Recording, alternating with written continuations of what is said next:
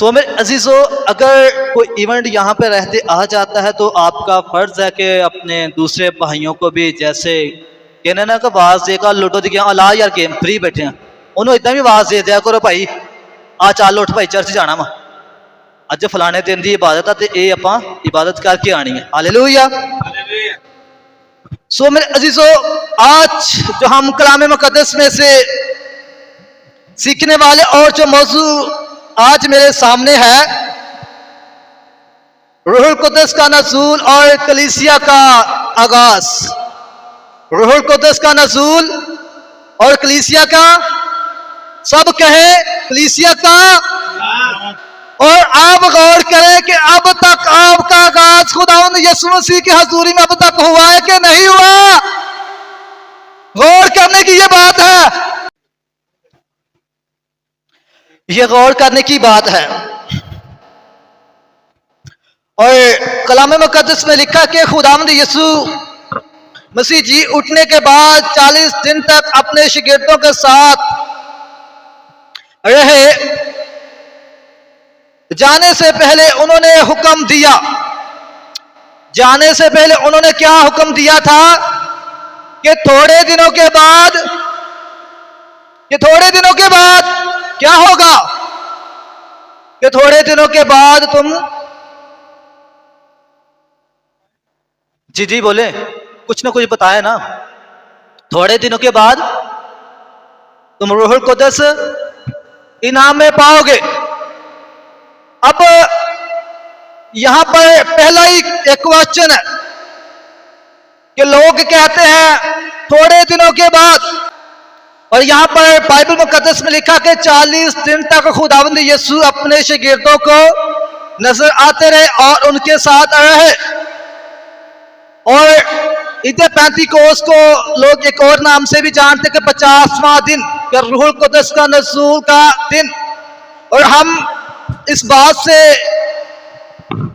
ये इमेजिन कर सकते हैं, और ये बात इस चीज को वाज़े भी करती है कि खुदावंद यीशु ने कहा था कि थोड़े दिनों के बाद, अब 40 दिन तो खुदावंद यीशु अपने शागिर्दों को नजर आ रहे हैं, और फिर कहते कि 50वां दिन, बाकी दिन कितने पीछे बचे? 10 डेज, 10 दिन, तो फिर क्या हो जाते ये कुल मिलाकर 50वां दिन, के 50 दिन कंप्लीट हो जाते हैं कि जब रूहुल कुद्दस का नज़ूल हुआ था। लेकिन इस रूहुल कुद्दस की तकमील को हजारों साल पहले, सैकड़ों साल पहले बयान किया गया कि ऐसा होगा। सो आए इस आयत की एक दफा आप तिलावत करें, फिर बाद में मैं आपको 2 रेफरेंस और देता हूं। जोएल नबी की किताब मुकद्दस में से उसका 2 बाब और उसकी 28 और 29 आयत में से हम तिलावत करेंगे। पुराना अहदनामा। और इसके बाद मैं हर फर्द बशर पर अपनी रूह नाज़िल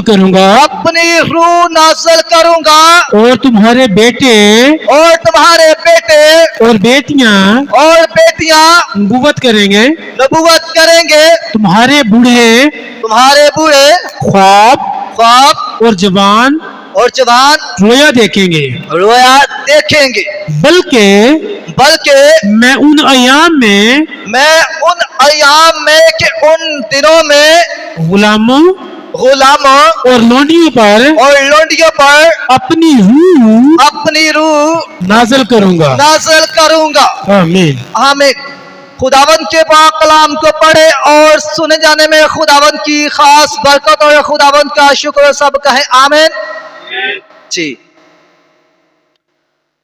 जैसा कि मेरे अजीजों, मैंने ये हवाला जात आपको इसलिए दिया कि बहुत सारे लोग शरीयत को रद्द करने की कोशिश में रहते हैं ना, कि नए अहदनामा पे बहुत जोर देते हैं। लेकिन गुजरे दिनों में हम इस बात पर सीख चुके हैं कि शरीयत जो है वो हमारे लिए एक रोड मैप की तरह है जिस पर हम चल के निजात की तकमील तक पहुंचते हैं। आए मेरे साथ दूसरा हवाला भी निकाले। हिस्कियल की किताब मुकद्दस में से उसका 36 बाब है और उसकी 26 और 27 आयत है। हिस्कियल की किताब मुकद्दस में से, हिस्कियल नबी की किताब मुकद्दस में से उसका 36 बाब और उसकी 26 और 27 आयत में से हम तलावत करेंगे। और मैं अपनी रूह तुम्हारे बातन में डालूंगा, तुम्हारे बातन में डालूंगा, कि तुम्हारे बदन में, तुम्हारे जिंदगी में डालूंगा, और तुमसे अपने आइन और कवानीन की पैरवी करवाऊंगा, और तुम मेरे एहकाम पर अमल करोगे, और उनको बजा लाओगे। आमीन। आमीन। सो मेरे अजीजों, बाइबल मुकद्दस में रूहुल कुद्दस के बारे में पुराने अहदनामे में पहले से हमें ये नबूवत और पेशन गोइयां मिलती है। तो जो खुदा ने हमारे लिए पहले से एक मंसूबा तैयार किया है कि नए अहदनामा की कलीसिया का आगाज के लिए, और इसका तीसरा जो रेफरेंस है वो जसाया नबी की किताब मुकद्दस में से उसका 44 बाब है। आप ये नोट फरमा लें। और अब हम इसको नए अहदनामा में देखते हैं कि पुराने अहदनामा में तो हमने इसकी तकमील को देखा और सीखा कि अब नए अहदनामा में हमारे लिए क्या है।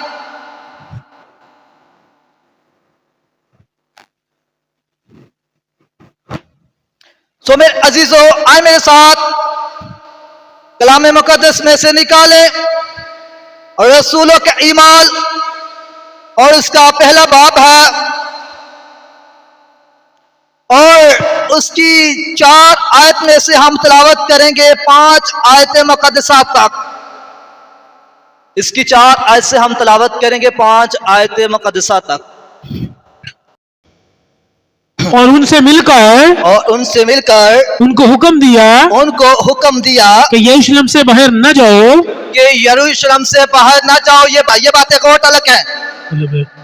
बल्कि बाप के उस वादे के पूरा होने के मुंतजर रहो, जिसका जिक्र तुम मुझसे सुन चुके हो। क्योंकि यूहन्ना ने तो पानी से बपतिस्मा दिया, मगर तुम थोड़े दिनों के बाद रूहुल कुद्दस से बपतिस्मा पाओगे। और यहां पर खुदावंद यीशु मसीह किसको कोट कर रहे हैं? यूहन्ना की तालीमात को खुदावंद यीशु ने यहां पर कोट किया कि यूहन्ना बपतिस्मा देने वाले को। और खुदावंद ने यहां पर एक हुक्म दिया। और खुदावंद जब अपने शागिर्दों से मिले तो खुदावंद ने उनसे कहा कि यरूशलेम से बाहर न जाना, कि जब तक तुम्हें कुव्वत का लिबास ना मिल जाए, कि बाप के उस वादे के पूरे होने के मुंतजर रहो, कि जिसकी तिलावत अब हमने पुराने अहदनामा में की है, कि ये वो वादा था कि जिसके पूरे होने के मुंतजर आपको रहना है। और फिर खुदावंद यीशु अपनी टीचिंग में फरमाते हैं कि यूहन्ना ने तो तुम्हें पहले क्या दिया है? पानी से बपतिस्मा दे दिया है, मगर थोड़े दिनों के बाद तुम रूहुल कुद्दस और आग से बपतिस्मा पाओगे। हालेलुया! जोरदार तालियां खुदावंद यीशु के जलाल के लिए, क्योंकि इसके बारे में यूहन्ना ने अपनी टीचिंग में क्या कहा था कि मैं तो सिर्फ तुम्हें पानी से बपतिस्मा देता हूं, लेकिन मगर मेरे बाद जो आने वाला है, मेरे बाद जो आता है, वो तुम्हें रूहुल कुद्दस और आग से बपतिस्मा देगा। हालेलुया! अब यही टीचिंग और यही तमाम इंस्ट्रक्शन को खुदावंद यीशु ने फिर से कोड करके बताया, ताकि मैंने जो पहले से तुमको इंस्ट्रक्शन और टीचिंग दे दी, जो पहले से तुमको बाप की तरह से तालीमात पुराने अहद में मिल चुकी है, अब वही वादा पूरे होने की आज तकमील का दिन और आज वो वक्त है। हालेलुया। थोड़े दिनों के बाद तुम रूहुल कुद्दस और आग से तस्बा पाओगे। रूहुल कुद्दस और आग, यहाँ पर दो बातें हैं, वर्ड टू वर्ड सीखो इनको।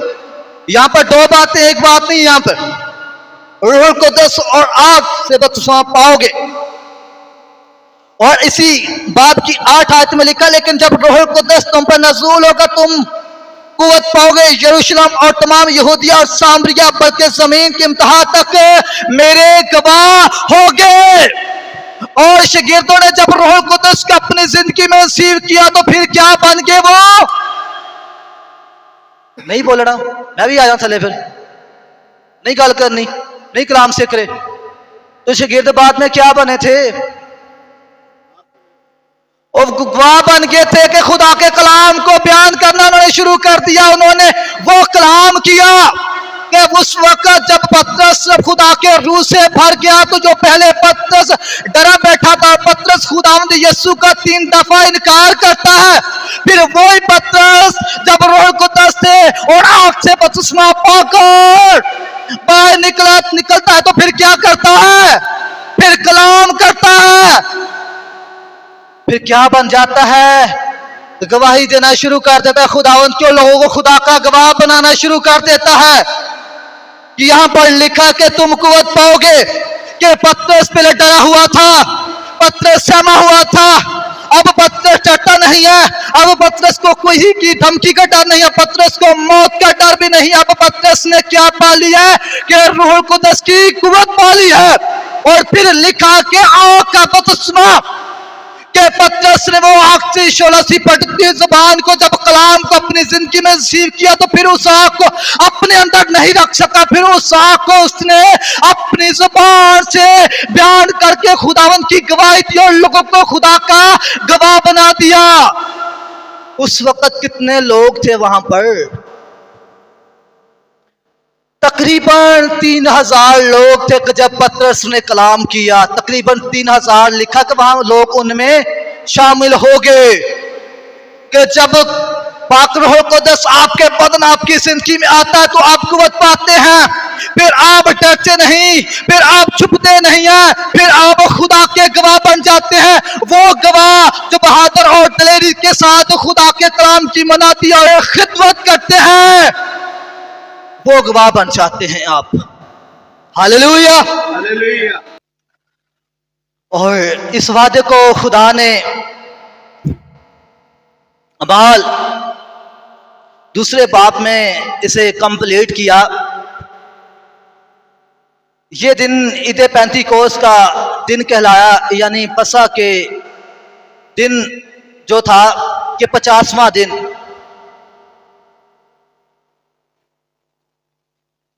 ये दिन जो 50वां जो दिन था, ये यहूदी जो लोग थे इसे त्यौहार की तरह मनाते थे।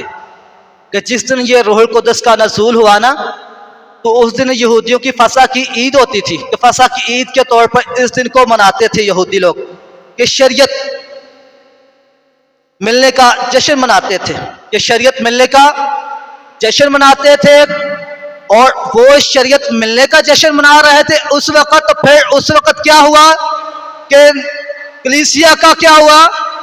नए अहदनामा की कलीसिया क्या हुआ? आगाज हुआ। इसी दिन खुदा ने नई शरीयत यानी रूहुल कुद्दस दिया। नई शरीयत यानी रूहुल कुद्दस दिया। और आए मेरे साथ अमाल की किताब मुकद्दस में से उसका 2 बाब है, और उसकी पहली आयत में से तलावत करेंगे। और खुदावंद के बंदा भाई फैसल इब्रान से दुखास्त तलावत में रहनुमाई फरमाए। जब ईद पेंतीकोस्त का दिन आया, कि जब ईद पेंतीकोस्त का दिन आया, वो सब एक जगह जमा थे, और वो सब एक जगह पर जमा थे। कि यकायक आसमान से ऐसी आवाज आई जैसे जोर की आंधी का सन्नाटा होता है जोर की आंधी का सन्नाटा होता है और उससे सारा घर जहां वो बैठे थे गूंज गया और उन्हें आग के शोला की सी फटती हुई जबानें दिखाई दी और उनमें से हर एक पर आ ठहरी और वो सब रूहुल कुदस से भर गए और गैर जुबानें बोलने लगे जिस तरह रूह ने उन्हें बोलने की ताकत बख्शी। सो मेरे अजीजों, अब अमाल दूसरा बाब और उसकी पहली आयत में लिखा कि जब ईद पेंतीकोस्त का दिन आया तो वो सब एक जगह पर जमा थे। कि वो सब कितने लोग थे? यहां पर लिखा कि सब लोग एक जगह पर जमा थे कि 120 की जमात में, और यहां पर सब रसूल जमा थे और खुदावंद यीशु मसीह की मां मुकद्दसा मरियम भी इसी जमात में शामिल थी। और यहाँ पर लिखा कि सब लोग एक जगह पर जमा थे। इस बात पर जरा गौर करें कि कितने लोग थे। 120 की जमात थी, 120 की जमात थी। आए मेरे साथ पुराना अहदनामा में से ज़बूर 133 और उसकी पहली आयत में से हम तलावत करेंगे। तो खुदावंद का बंदा दाऊद जमा होने के बारे में क्या कहता है।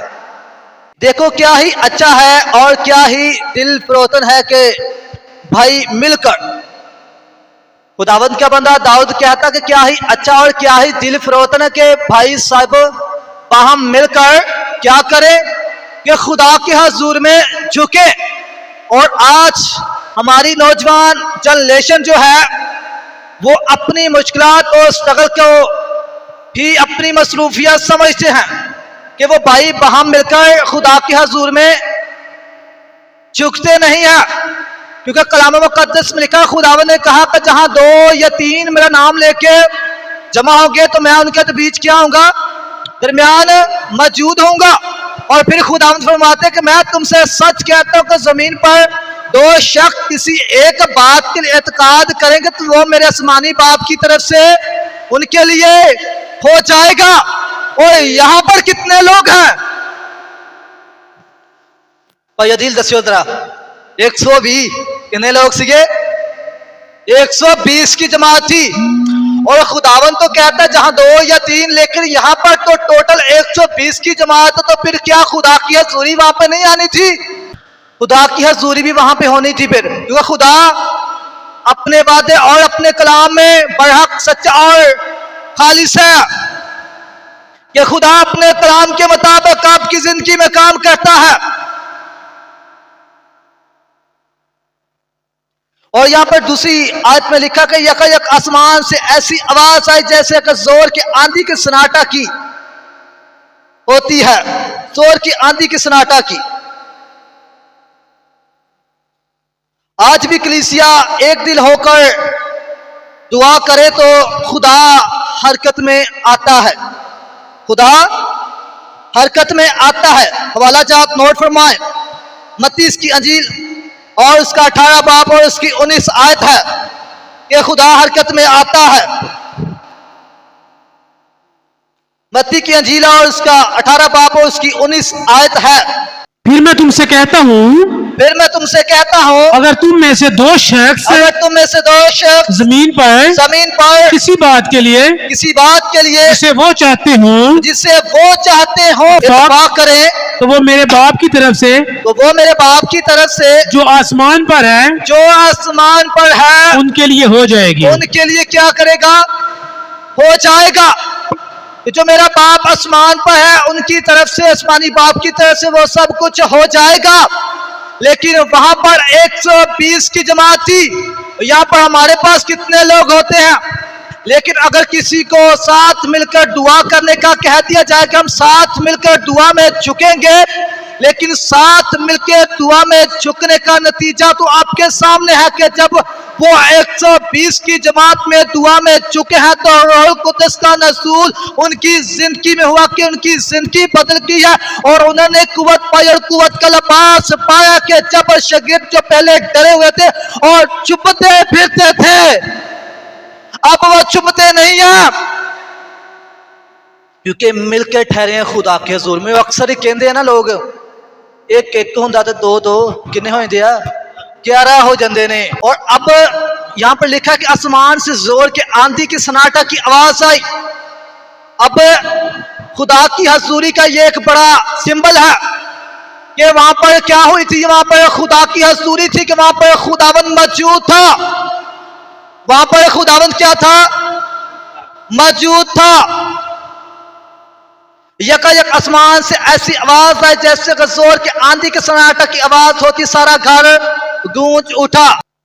यह खुदा की कुदरत का इजहार था। और पुराने अहदनामा में अक्सर जब खुदा की हजूरी जिस जगह पे होती थी तो आग और बादल और ज़बूलूनों का ज़हूर होता था। आग और बादलों और ज़बूलूनों का क्या होता था, ज़हूर होता था। और यहाँ पर लिखा था जोर के आंधी की सन्नाटा की आवाज। अब यहाँ पर जोर के आंधी की सन्नाटा की आवाज बताती है कि रूहुल कुद्दस कमजोर नहीं है, रूहुल कुद्दस क्या है, ताकतवर है। रूहुल कुद्दस क्या है, ताकतवर है। तो इसलिए तो शागिर्दों ने क्या पाई है, कुव्वत पाई है।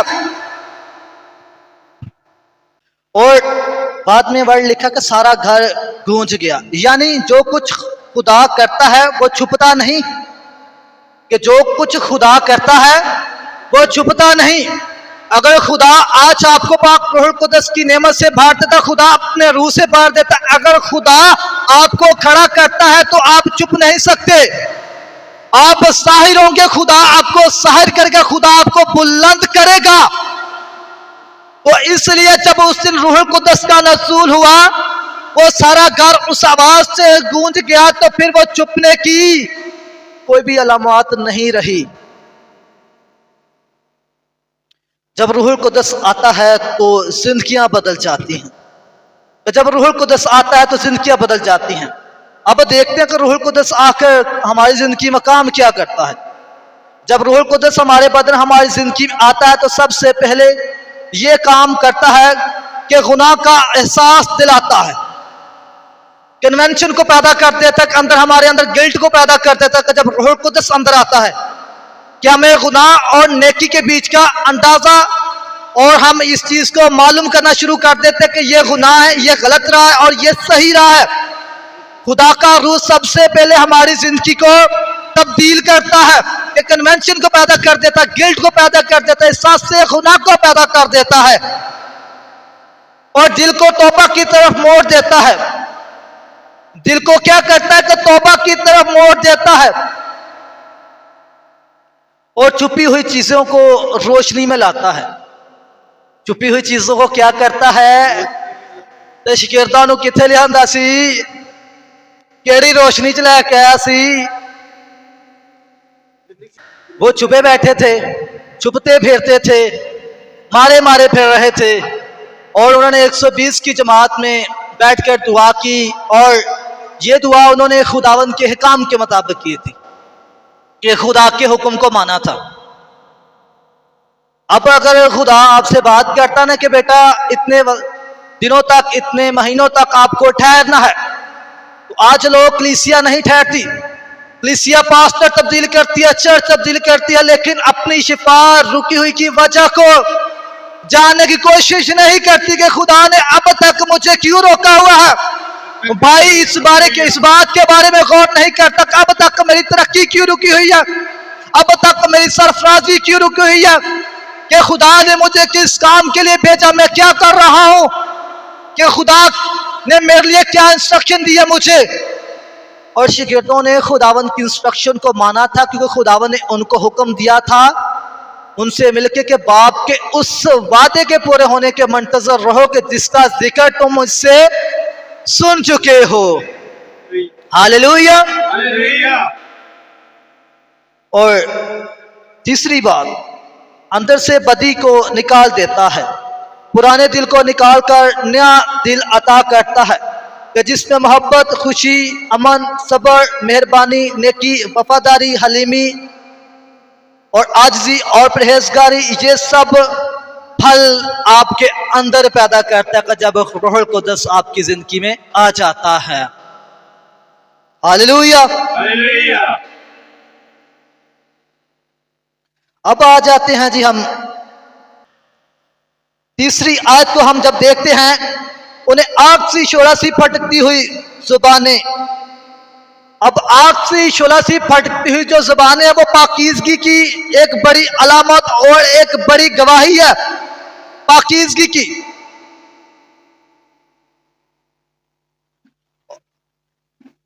और उन्हें आग सी शोला सी फटकती हुई जुबानें दिखाई दी और हर एक पर ठहर गई। हर एक पर क्या हुई? ठहर गई। बाइबल हमें आग के बारे में दो चीजों का डिफाइन करके बताती। आए मेरे साथ बाइबल मुकद्दस में से निकाले जसाया नबी की किताब मुकद्दस, उसका 6 बाब और उसकी 6 और 7 आयत में से हम तिलावत करेंगे। उस वक्त सराफीन में से एक सुलगा हुआ कोयला जो उसने दस्ते पनाह से मज़बा पर से उठा लिया, अपने हाथ में लेकर उड़ता हुआ मेरे पास आया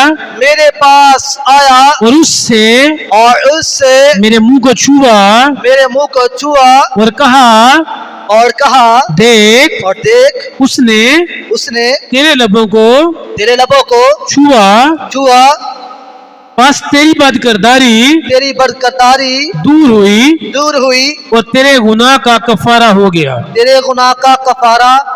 गया। ये हमें रेफरेंस मिलता है पुराने अहदनामा में कि उन्हें आग सी शोला सी फटकती हुई ज़बानें दिखाई दी गई और उन सब पर आकर ठहर गई।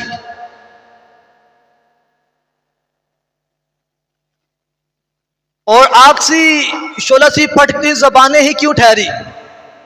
खुदा कुव्वत में देने को तो उनको तलवार कोई और चीज भी तो दे सकता था, लेकिन खुदा ने आग सी शोला सी फटकती ज़बानें उनको क्यों दी? अखरूज 3 बाब में जलती हुई झाड़ी का जब हम वाकया देखते हैं तो खुदा जब मूसा से हम कलाम होता था तो खुदा आग के जलती हुई झाड़ी से मूसा से हम कलाम होता था। ये हम पुराने अहदनामा में देख सकते हैं। और हर एक पर जुबान का ठहरना ये बताता है कि रूहुल कुद्दस सिर्फ रसूलों के लिए नहीं बल्कि तमाम उन लोगों के लिए है कि जो ईमानदार और खुदा के हुजूर में झुकते और दुआ करते हैं, कि तमाम कलीसिया के लिए है। अमाल 2 बाब 4 आयत। और वो सब रूहुल कुद्दस से भर गए और गैर जुबानें बोलने लगे। और वो सब रूहुल कुद्दस से भर गए और गैर जुबानें बोलने लगे। और गैर जुबानें बोलने में खुशखबरी का आगाज हुआ था कि जब उन्होंने गैर जुबानें बोली तो खुशखबरी का क्या हो गया? आगाज हो चुका। जिसे कहते हैं हम एक उम्मीद लग चुकी है, अब आगाज हो चुका है। आए मेरे साथ एक हवाला हम और देखते हैं। लूका की अंजील मुकद्दस उसका 11 बाब है और उसकी 13 आयत में से हम तिलावत करेंगे। बस जब तुम बुरे होकर अपने बच्चों को अच्छी चीजें देना जानते हो तो आसमानी बाप अपने मांगने वालों को रूहुल कुद्दस क्यों ना देगा। जी आमीन। अब यहाँ पर यह तमसील जो खुदा ने लूका की अंजील मुकद्दस में पहले से दे दी थी कि अमाल 1 बाब और उसकी 8 आयत का जो वादा था, ये वो वादा खुदा ने पूरा किया था। और शागिर्द 10 दिन लगातार दुआ में ठहरे रहे और रूहुल कुद्दस से भरे हुए फिर उस बाला खाना से बाहर निकले। सो मेरे अजीजों, अब हम रूहुल कुद्दस को अपने बदन अपनी जिंदगी में कैसे अचीव कर सकते हैं। आए मेरे साथ बाइबल मुकद्दस में से देखें, यूहन्ना की अंजील और उसका 14 बाब है और उसकी 15 और 16 आयत में से हम तिलावत करेंगे। यूहन्ना की अंजील मुकद्दस उसका 14 बाब और उसकी 15 और 16 आयत में से हम तिलावत करेंगे। अगर तुम मुझसे मोहब्बत रखते हो, अगर तुम मुझसे मोहब्बत रखते हो, मेरे हुक्मों पर अमल करो, मेरे हुक्मों पर अमल करोगे जी, तो मेरे हुक्मों पर अमल करोगे, तो मेरे हुक्मों पर अमल करोगे, और मैं बाप से दरख्वास्त करूंगा, और मैं बाप से दरख्वास्त करूंगा, तो वो तुम्हें दूसरा मददगार बख्शेगा, दूसरा मददगार बख्शेगा कि अब तक तुम्हारे साथ रहे, कि अब तक तुम्हारे साथ रहे, यानी रूहे हक, यानी रूहे हक, जिसे दुनिया हासिल नहीं कर सकती, हासिल नहीं कर सकती, क्योंकि ना उसे देखती और ना जानती है। तुम उसे जानते हो, क्योंकि वो तुम्हारे साथ रहता है, वो तुम्हारे साथ रहता है और तुम्हारे अंदर होगा। मैं तुम्हें यतीम न छोड़ूंगा, मैं तुम्हारे पास आऊंगा। थोड़ी देर बाकी है, दुनिया मुझे फिर न देखेगी, मगर तुम मुझे देखते रहोगे, क्योंकि मैं जीता हूँ, तुम भी जीते रहोगे।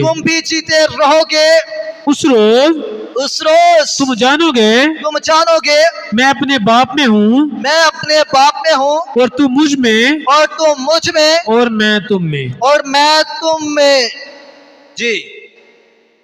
और अब वहां पर लिखा कि सब रसूल 120 की जमात में जो थे वो रूहुल कुद्दस से भर गए। और यहाँ पर हमने तिलावत की, अगर तुम मुझसे मोहब्बत रखते हो तो मेरे हुक्मों पर अमल करोगे, और मैं बाप से दरख्वास्त करूंगा तो वो तुम्हें दूसरा मददगार बख्शेगा। कि जो दूसरा मददगार रूहुल कुद्दस आपका डिवाइन हेल्पर है, कि कौन दरख्वास्त करेगा? खुदावंद यीशु। और इसी बाब के 23 आयत में लिखा है, यीशु ने जवाब में उनसे कहा, अगर तुम मुझसे मोहब्बत रखो तो मेरे कलाम पर अमल करोगे, और मेरा बाप उससे मोहब्बत रखेगा, और हम उसके पास आएंगे और उसके साथ सुकूनत करेंगे। और जो मुझसे मोहब्बत नहीं रखता वो मेरे कलाम पर अमल नहीं करता, और जो कलाम तुम सुनते हो वो मेरा नहीं बल्कि बाप का है जिसने मुझे भेजा है, कि जिसने मुझे भेजा है। अब यहाँ पर पहली आयतों में जो खुदावंद टीचिंग दे रहे हैं, और दोबारा जो खुदावंद इंस्ट्रक्शन इसी बाप की 23 आयत में दे रहे हैं कि जो कलाम तुम सुनते हो वो मेरा नहीं बल्कि बाप का है, कि जिसने मुझे भेजा है। अगर रूहुल कुद्दस को, खुदावंद की कुव्वत को अपने बदन अपनी जिंदगी में पाना है तो खुदावंद के हुक्मों को मानने की जरूरत है, कि कलाम पर अमल करने की जरूरत है। क्योंकि खुदावंद ने कहा कि राह और जिंदगी मैं हूं, कोई मेरे वसीला के बगैर बाप के पास नहीं आ सकता, और रूहुल कुद्दस को भी आप खुदावंद यीशु मसीह के बगैर अपनी जिंदगी में नहीं पा सकते। और फिर बाद में खुदावंद यीशु इस बात का वाज़िया ऐलान भी करते हैं। जी, यूहन्ना की अंजील मुकद्दस में लिखा, यीशु ने खड़े होकर पुकार कर कहा, अगर कोई प्यासा हो तो मेरे पास आकर पिए, जो मुझ पर ईमान लाएगा उसके अंदर से जैसे किताब मुकद्दस में आया है, जिंदगी के पानी की नदियां जारी हो जाएंगी। और यही नदियां रसूलों के अंदर से जारी हो गई थी, क्योंकि रसूलों ने उस हुक्म, उस इंस्ट्रक्शन पर ईमान रखा, और उनके अंदर से वो पानी की, जिंदगी के पानी की नदियां जारी हो गई। हालेलुया। और यहाँ पर खैर जुबान का जो जिक्र आया है, उस 4 आयत में लिखा कि वो सब रूहुल कुद्दस से भर गए और गैर ज़बानें बोलने लगे, जिससे रूह ने उनको बोलने की ताकत बख्शी थी। और गैर ज़बान उनके ऊपर इसलिए उतरी थी ताकि जब वो खुदा के कलाम की बशारत और गवाही देने के लिए निकले तो हर फर्द बशर को खुदा के कलाम की समझ आए। और खैर जुबान के बीच में एक बहुत बड़ी भेद की बात भी है, तो मैं इसे रेफरेंस के तौर पर बयान करूं तो टाइम लग जाएगा, लेकिन हम इसको शॉर्टकट करा लेते हैं। चल आए मेरे साथ, निकाले बाइबल मुकद्दस में से ग्रंथियों के नाम लिखा गया पौलुस रसूल खत और उसका 4 बाब और उसकी 2 आयत से 11 आयत तक हम तलावत करेंगे। क्योंकि जो गैर जुबानों में बातें करते हैं वो आदमियों से नहीं बल्कि खुदा से बातें करते हैं, इसलिए कोई नहीं समझता मगर रूह के वसीला से भेद की बातें कहते हैं। कि जो गैर जुबानों में बातें करते हैं वो रूह के वसीला से भेद की बातें कहते हैं। कि भेद की बातें कि जो आदमियों की समझ में उस वक्त नहीं आती, लेकिन वो खुदा से भेद की बातें कहते हैं, खुदा से बातें करते हैं। लेकिन इसके बाद पौलुस रसूल गैर जुबान के बारे में एक और भी इंस्ट्रक्शन देता है। वो कहता है कि गैर जुबान से जरूर है कि इंसान और लोग और कलीसिया नबूवत करे, और वो इस चीज को रद्द नहीं करता। वो कहता है कि नबूवत इसलिए ताकि कलीसिया की तरक्की हो। कि जो गैर जुबानें बोलते हैं, जो गैर जुबानों में खुदा के हुजूर में दुआ करते हैं, वो सिर्फ अपनी तरक्की करते हैं, और नबूवत से कलीसिया की तरक्की होती है, कलीसिया की बेहतर रहनुमाई हो जाती है। हालेलुया।